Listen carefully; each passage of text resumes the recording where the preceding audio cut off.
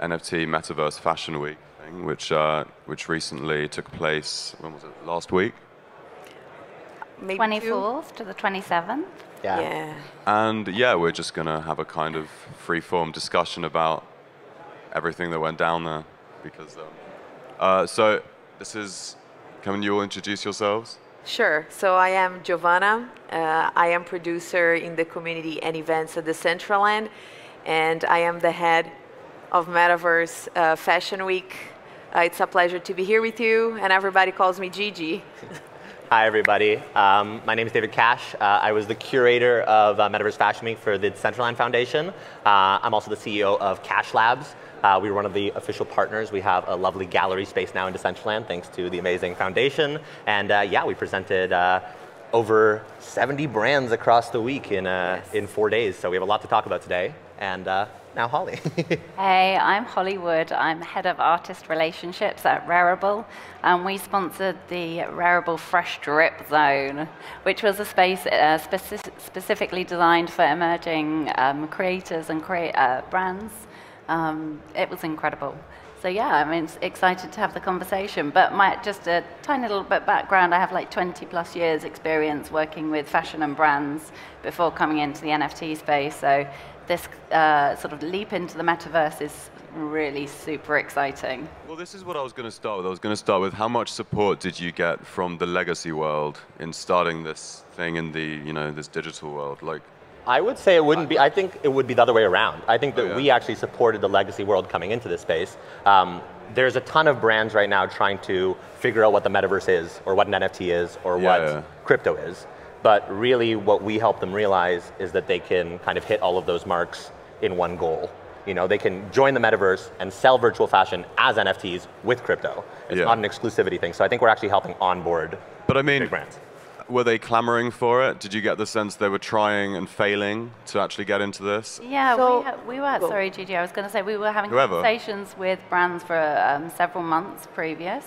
And there were lots of brands that really wanted to come into the space and be part of the project, but they were still struggling to move as quickly as the space does. So lots of brands wanted to come in, weren't able to, because they just couldn't get the kind of sign-off all the way up the line. So I think there you're seeing kind of like a real opportunity for kind of like younger talent, younger creatives, because they're able to be more responsive. So you have amazing creators like Charlie Cohen, who is just so all over the space and absolutely killing it. And I think you're going to find with fashion that those are the designers that are actually going to create the biggest impact. And so it's those types of like collaborations where you have Puma working with Artisans, recognizing that you need to really work with someone that's a studio in this space already.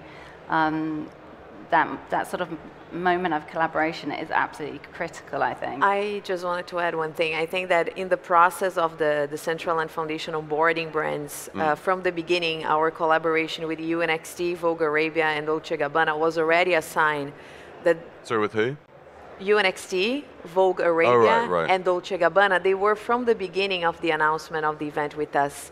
So I think that already shows that there was a big interest from the luxury fashion sector. And when brands started contacting us, it was an easy process in the sense that the onboarding was, of course, an educational process for the brands. And for many of them, it was a new process, but they were very welcoming to the initiative. But why? Why do they want to be in this space? Well, first of all, I think there is, for brands, a big opportunity for branding, for, of course, reaching new customers and people that could purchase their products. But I am a big believer that brands can extend their storytelling in those spaces. And one of our main slogans for this event was like to go beyond reality and the physicality of things and how you can challenge physics, how as a designer you can expand completely your visual narrative.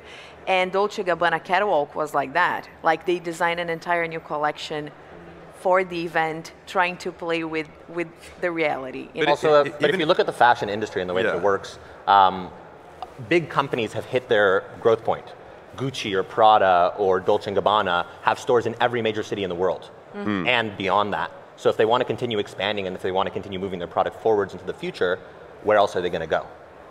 But I guess if you're designing some kind of like magical realist dress for a catwalk or something, how is that ever going to translate into real life revenue for a fashion company? Well, I was going to say, like, maybe that's a stupid question, but it's not. No such thing as a stupid question. There are some.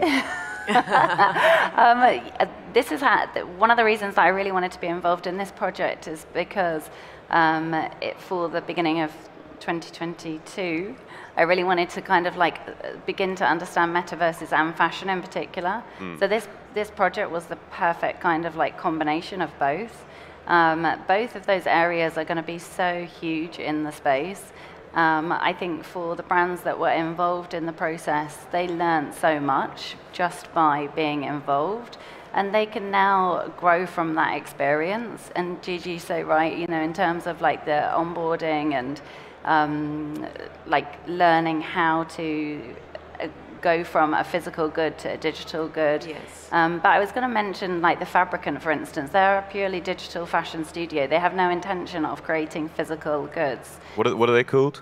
The Fabricant. Okay. They're incredible. They had an amazing brunch this morning. Yeah. No, for our listeners at home. And if I may just add one thing, Holly, I think that there is a lot of opportunity for brands in many ways. So if you are a brand that you already have physical products, you can even do phygital products, and we had that. Boson Protocol, for example, has an entire district where Tommy was there. We had Cider and other big brands that they were really trying to sell digital items connected to physical items. So it's actually an infinite amount of possibilities for those brands to choose how they want to be there. Plus, I think that we need to start changing our mindsets about how people are going to dress up, because as the XR industry advances, and we see that already with DressX applications, augmented reality, mixed reality, actually digital fashion is going to be part of how we understand our identity in the metaverse and outside of it, in the sense in the physical space. I guess when I think of the fashion world as someone who's clearly not very involved in it, right?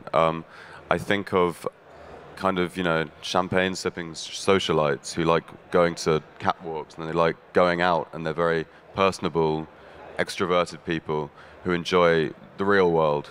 So I think that's the romantic idea of the fashion world. When you actually see the fashion world, it's the fashion business, which is one of the largest global industries in the world. And through, as Gigi mentioned, products like Boson Protocol and Rarible and UNXD, I was able to go into the metaverse, click on a portal, purchase with Ethereum a digital asset, and then go through to a page and have that asset as a physical item shipped to my house. Yep. But you're a crypto person, obviously. I am, but that's made entirely accessible. And once they have a fiat on-ramp for that, what's the difference between experiencing that in a metaverse versus experiencing that on an e-commerce platform? Only the level of immersivity. That's the only difference. No, but the difference is the end result, which is that in one case you've ordered a real item of clothing that will arrive in the post or whatever. In the other case you have a digital piece of clothing. Well, I'm saying that you can have both. You can go in the metaverse and you can buy an item and it can be shipped to your house in real life. I also really love that phrase, champagne socialite, because it feels so irrelevant specifically to the democratization of the creator process and creators. So for instance, in the Rarible Fresh Strip Zone, we had merch that was like free. So we had free hoodies, caps, sneakers, and we also worked with Super Chief Gallery, and they also wanted to essentially gift their wares, their merch. So they did like a really sick, they did a hoodie and 2 t-shirts, I think, and that was through the Decentraland Foundation that we were able to do that. So you have, you're able to be part of a subculture in Decentraland and in different metaverses that I think completely, fashion is all about identity, right? So why should it be any different when we leap into the metaverse? And one point that you were mentioning just about maybe the romanticizing how we see fashion. I think that this experience of the Metaverse Fashion Week, first of all, it was 100% free and 100% browser-based, accessible to every single person with or without a digital wallet. So I think that was even in our website, that anyone is a VIP, because I think that's a major thing. And lots of brands, including Etro, for example, that is a luxury brand, they did giveaways. Fred Segal did giveaways. Perrier. So there was an intent of the brands to actually start establishing themselves. Estee Lauder, Estee Lauder as well, within the community. So I think it's like deconstructing a few things, that pre-existed. Well, I guess my question wasn't so much about I wasn't implying that it's not accessible to people who aren't champagne sipping socialites.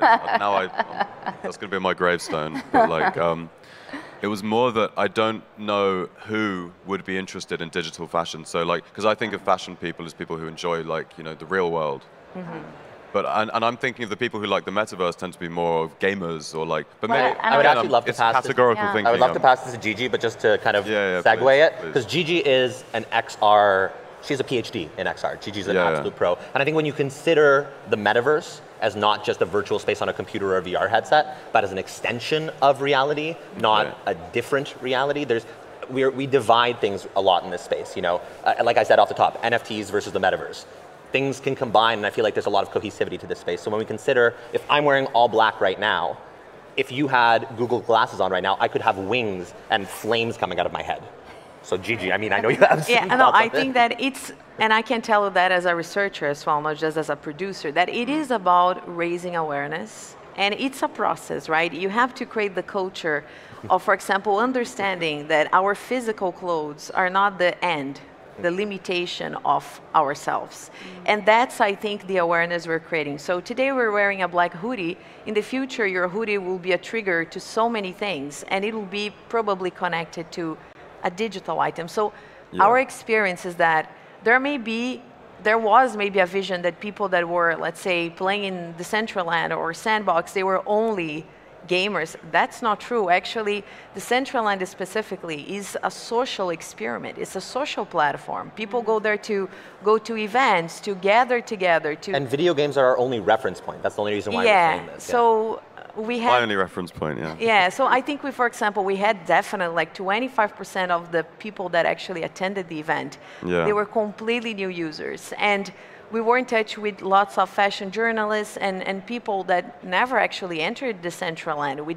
We had to do sessions teaching how to actually feel comfortable and roam around. So I think it's a process, and that's why this is the first edition, but the next ones will definitely be better and more connected to the physical space. I want to go back to something you said about, you know, I'm wearing this, then maybe someone could look at me with like, you know, some future version of Google glasses which actually sells, and then I'm wearing, I don't know, like I've got sparks coming out of my head or something. I don't know. That'll be cool.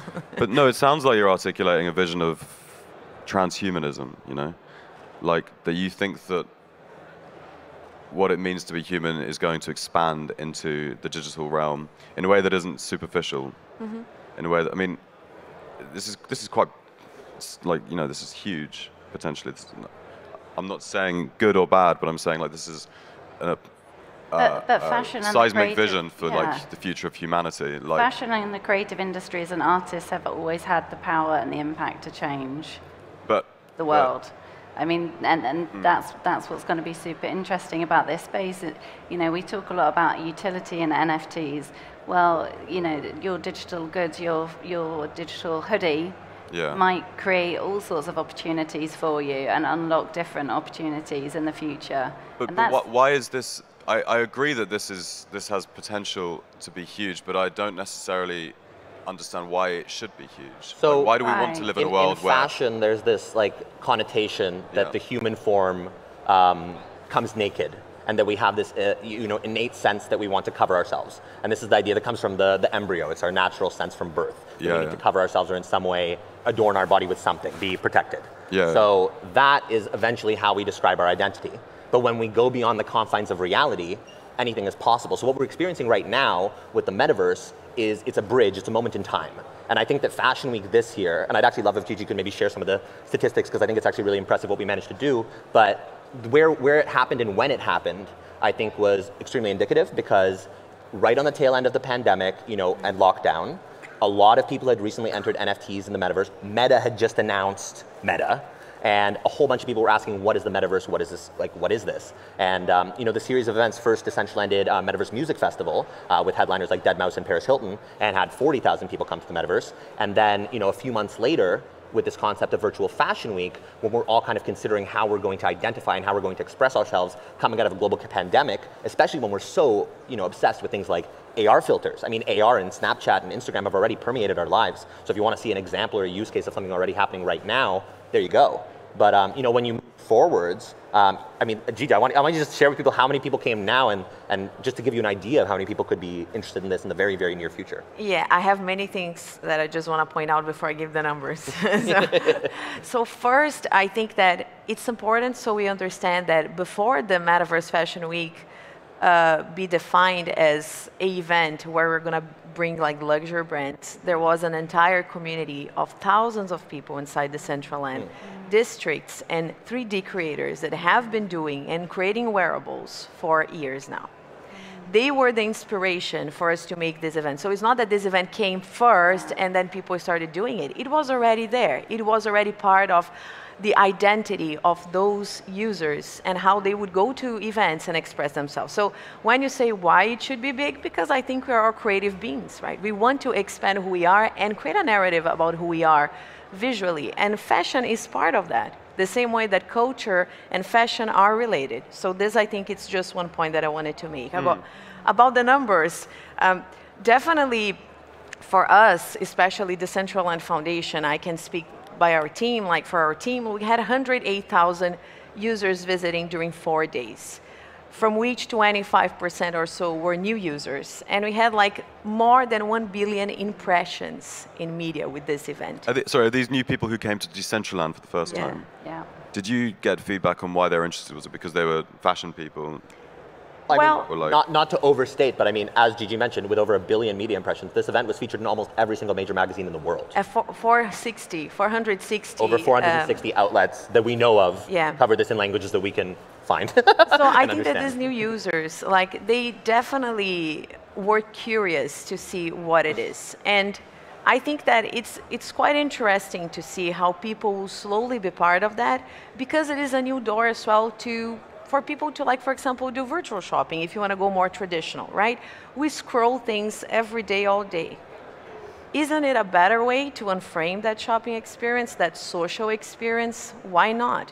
And, right? and Gigi, so, I was going to say you're engaging directly with the creators through this experience. Exactly. Well. Everything was built with the creators. So it's clear the Decentraland Foundation is a nonprofit. We didn't make any money with this event. Actually, all the brands were working directly with 3D creators from the community. So and were there wearables sold to the denizens of Decentraland for? Do you know how much money was traded or?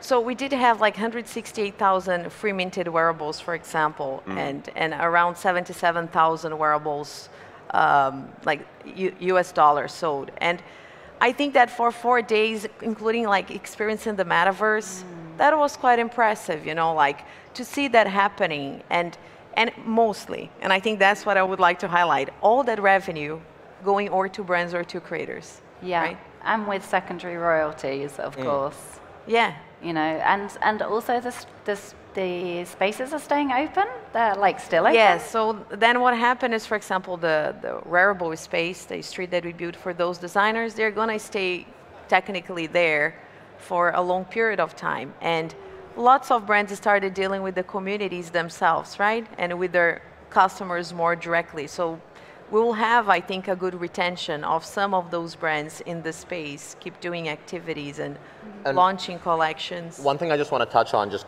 piggybacking off of that, is also, you mentioned the onboarding and how all of this happened, 25% new users. I feel like a lot of those people were either friends of or in some way associated with these legacy brands, or people who saw the Dolce & Gabbana or Show Studio, or even like just people that they would never necessarily consider in the NFT space are taking the steps. Okay, if they're doing it, I want to at least see what that's about so they can understand. And I think Decentraland is, from my perspective, I work with a ton of metaverse solutions. We all try to facilitate here an open metaverse that is, destigmatized, interoperable, all of that, omniverse, let's go. But Decentraland specifically is an on-chain metaverse where any asset that you own is an NFT. So the fact that people were able to come in for the first time, yes, you can select to be a guest, but you can also select to make an account. And all you need to do that is set up a MetaMask, which I like to say is as easy as setting up an email. So if you could just go through the process of setting up a MetaMask, which a whole bunch of people did, thousands of people did for the first time, they were able to go into the space and claim wearables for free. So that means they got their first NFT experience completely for free in this instance. And I'm hoping that thousands of people did that. And even just to mention, I mean, a little bit self-serving, but companies like Show Studio, I did a film festival on the roof of my gallery with Nick Knight and Show Studio, totally legacy fashion brand. But as you mentioned, they were already having the conversation internally. They were looking for, okay, how they're considering NFTs, they're considering the metaverse, but they haven't had the reason to make that step. This was the reason for so many people being like, okay, they only present, let's say, a brand like Dolce. They would only present at Milan, Paris, London, or New York Fashion Week, period. Now they have a chance to go further with something that's universal. Do you think anyone's been turned off by the idea of the metaverse, though, who has encountered it? Like, I know, Mark Andreessen, obviously, Andreessen Horowitz. I don't know if he invests in Decentraland, does he? I'm not sure. I think he's invested in all of it. But anyway, huge investor in the metaverse, right? He was asked in an interview why anyone would want to sort of like, you know, divide their life into real world and then the virtual world. And he pointed out that many people basically live incredibly depressing lives, and it's actually, the virtual world is actually better for them, which I found quite depressing. I don't think that's a great use case, that your life is shit, therefore, you know. I want people to think of the metaverse as an extension or an addition to their life, not a detraction or a subtraction. So how can you make sure that these things complement each other and it doesn't become just a way to escape? Well, I think that more we connect the physical with the digital, that's what actually, see, I am a big believer that there is no division. It is the same storyline we're telling with different That's why we say blended reality, extended reality. So we have to stop having this vision of neuromancer that you go to cyberspace and you get locked into that place. Like, it's not what it is. Yeah. And that is a fiction we created, so we should not unlock ourselves into that concept, right? So it's clear that, for example, when you see events that they take place in the physical world and they do an additional event inside the metaverse, because that's a different dynamic to capture people's attention. And I see a lot of happy people like enjoying those activities. Like, you don't need to stay 24 hours connected in a platform, but you can do different things. We do different things all the time in different mediums. So we need to be aware that this all dialogue together. It's the same story. So I'm sure that during COVID, for example, a lot of people stayed in isolation, and then those virtual worlds, they may be the only way out, but now we're not in that point anymore, hopefully. And we see like festivals happening, for example, music festivals taking place in the physical spaces, but they are connected to the virtual worlds. And it's an extension of that experience. I was going to say, it's actually super experiential, you know, having these opportunities. And so, like, for instance, Vertical Crypto Art doing an amazing auction in Arium.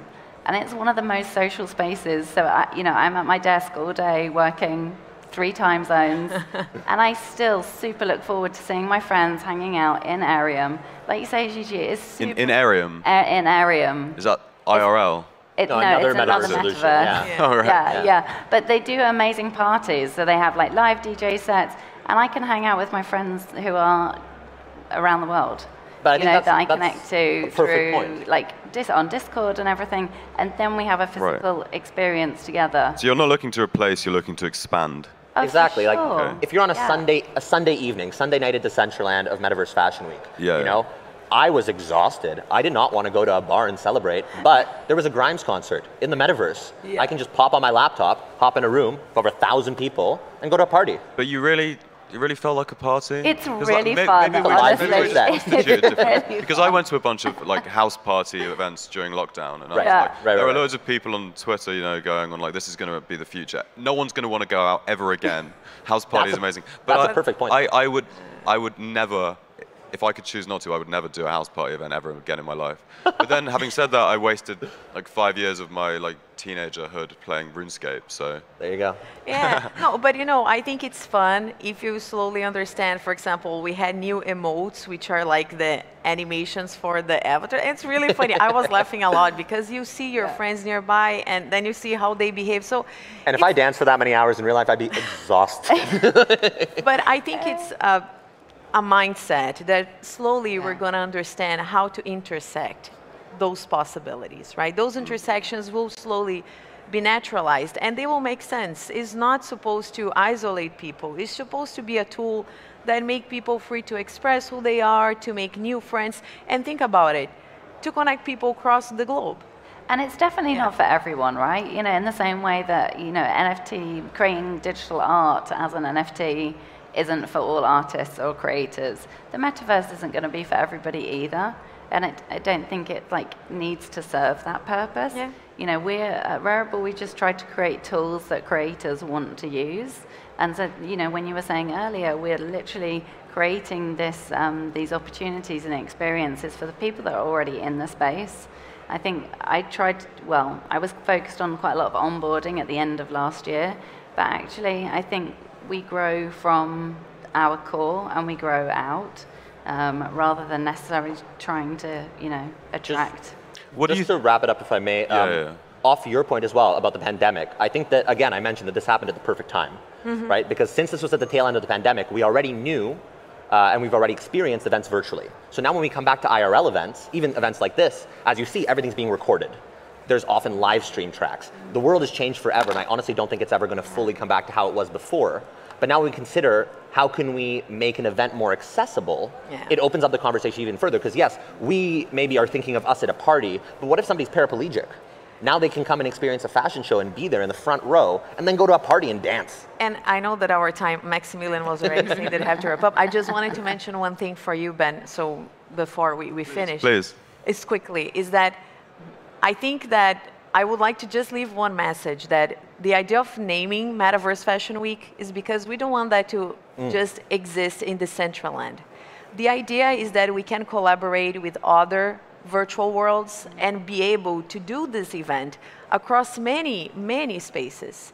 Because I believe in diversity of aesthetics, of user experiences, of age-related data, like the users, they are from different ages. So there's so much we still can explore and make it even open to everyone to adjust to what they're used to, what they enjoy. And I think that's what it is about, right? It's not about segregation.